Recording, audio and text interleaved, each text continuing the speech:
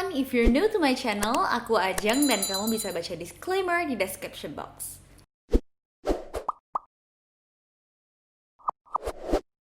Sampai ada satu orang teman aku, dia tuh baik banget, care banget sama kondisi muka aku dan ngerekomendasiin dokter muka dia. My first time going to dermatologist yang bukan klinik gitu.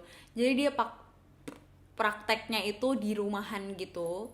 Pasti kayaknya sudah banyak yang tahu, tapi bukan dokter Kak ya. Jadi aku datang baru cerita sedikit banget, kayak cuman iya dokter, jadi aku nggak cocok deh kayaknya sama ini, aku jerawatan bla bla bla. Gak nyampe semenit dia langsung nyuruh gue rebahan. Dan ini rebahan dan dia nyetrumin jerawat aku. Aku nggak tahu sih itu beneran al setrum atau enggak, tapi rasanya tuh kayak disetrum, kayak kebakar gitu loh. Jadi kayak ditempelin abis itu kebakar gitu, kayak perih banget, sakit banget. Semua jerawat aktif aku disetrum, ada juga beberapa yang disuntik. Dan dokternya tuh bener-bener diem, dia nggak ngejelasin apa-apa. Jadi bener-bener awkward banget waktu itu, dia bener-bener diem. Setelah treatment strum-struman itu, aku dikasih rangkaian skincare lagi sama dia, and surprisingly it works to me. Walaupun awalnya tuh muka aku kelupas-kelupas gitu, jadi kayak peeling yang ganti kulit, tapi semua jerawat aku bener-bener kering dan ikutan kelupas. Sumpah, gue gak ngerti ya, itu dalam waktu sebulan. Ingat banget, sebulan itu udah bersih, tinggal sisa-sisa yang di pinggir-pinggir muka doang kelupasnya. Oh ya guys, sebelum aku lanjut ke cerita yang lebih mengerikan, aku bukannya bermaksud untuk nakut-nakutin kalian pergi ke dermatologist ya. Karena sesungguhnya kalau kalian punya masalah apapun itu di muka kalian, termasuk jerawat, ya better you go to dermatologist.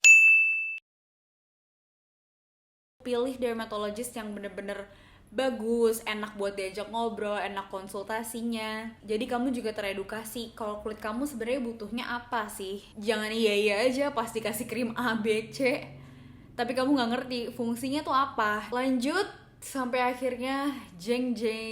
Emang banyak banget drama di hidup gue, surprise di hidup gue. Tiba-tiba gue harus operasi usus buntu. Dan aku stres. Aku stop pakai obat-obatan itu. Oke, ini lebay banget sih, tapi untuk seukuran anak SMA, I think it's normal untuk stres mau dioperasi usus buntu tiba-tiba.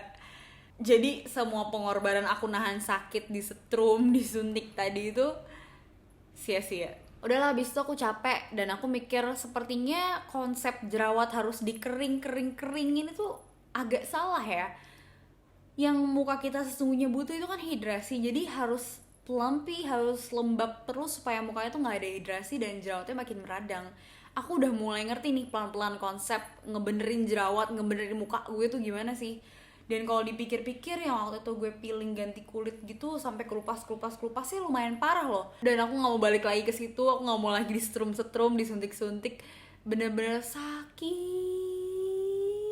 banget. Mulai hari itu pas peralihan dari SMA mau ke kuliah gitu, aku berusaha nganggep jerawat itu bagian dari aku, berusaha terima kehadiran mereka di mukaku, di hidup aku.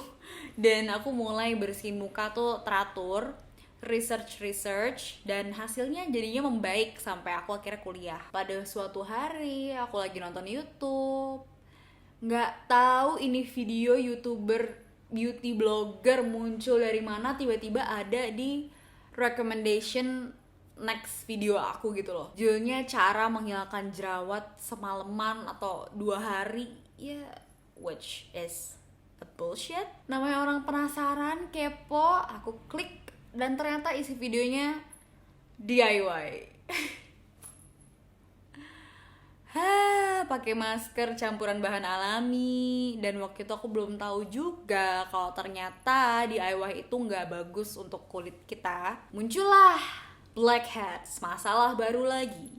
Komedo hitam atau komedo terbuka. Waktu itu tuh ukuran polosnya aku ya, aku nggak tahu kalau ternyata komedo itu bisa ada di muka, di pipi. Aku kira komedo cuma di hidung aja. Gila ya, polos banget gue. Aku bener-bener frustasi banget loh sama si blackheads di pipi ini. Aku nyari segala cara, konsultasi dokter online, dan disaranin chemical peeling. Terus gue kayak, hah? Chemical peeling? Apaan tuh?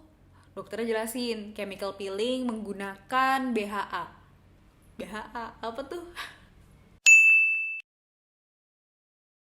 Ada gak sih dok cara lain selain chemical peeling? Dokternya bilang ekstraksi komedo. Lagi-lagi aku facial. Kali ini aku facial di klinik kecantikan yang lebih parah lagi. Aku direkomendasiin sama teman aku untuk ke klinik kecantikan ini, dan begonya adalah aku nggak lihat reviewnya dulu sebelum aku datang. Jadi aku ya udah percaya aja, temen gue mukanya mulus. Gue dateng, lagi-lagi yang melakukan ekstraksinya bukan dokter SPKK, tapi adalah mbak-mbak. Ternyata setelah aku review, mbak-mbak beauticiannya itu belum tersertifikasi di klinik itu. Alat-alatnya juga tidak dibersihkan dengan baik. Pokoknya reviewnya jelek lah tentang klinik itu. Rasanya tuh mau nangis banget, kenapa gue nggak cari tahu dulu sebelum datang.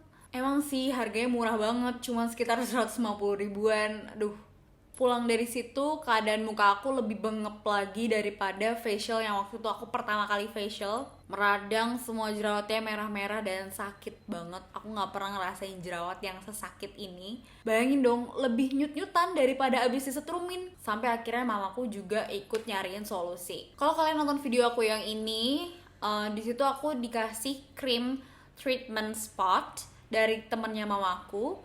Dan itu sebenarnya ngebantu banget sih untuk meredakan inflamasi gara-gara abis di facial sama klinik kedua itu. Tapi kalau kalian lihat di morning skincare rutin aku waktu itu, aku masih salah banget. Aku masih pakai produk-produk skincare yang ada kandungan alkoholnya, ada SLS-nya dan fragrance-nya. Jadi sekarang aku lagi stop dulu nih pemakaian krim dari teman mama aku. Aku juga mau berterima kasih banget nih sama salah satu viewers aku yang komen tentang 3-step moisture method di kolom komentar.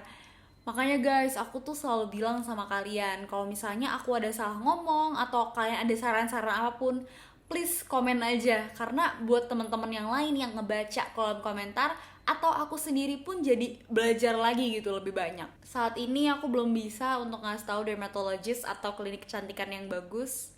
Tapi aku lagi struggling buat nyari rangkaian skincare yang ingredientsnya aman. Cleanser aku pakai ini, simple micellar facial gel wash. Terus aku lanjut, aku spray muka aku pakai ini, dan basah-basah aku apply sama si CeraVe moisturizing lotion. Ini aku beli yang kecil dulu.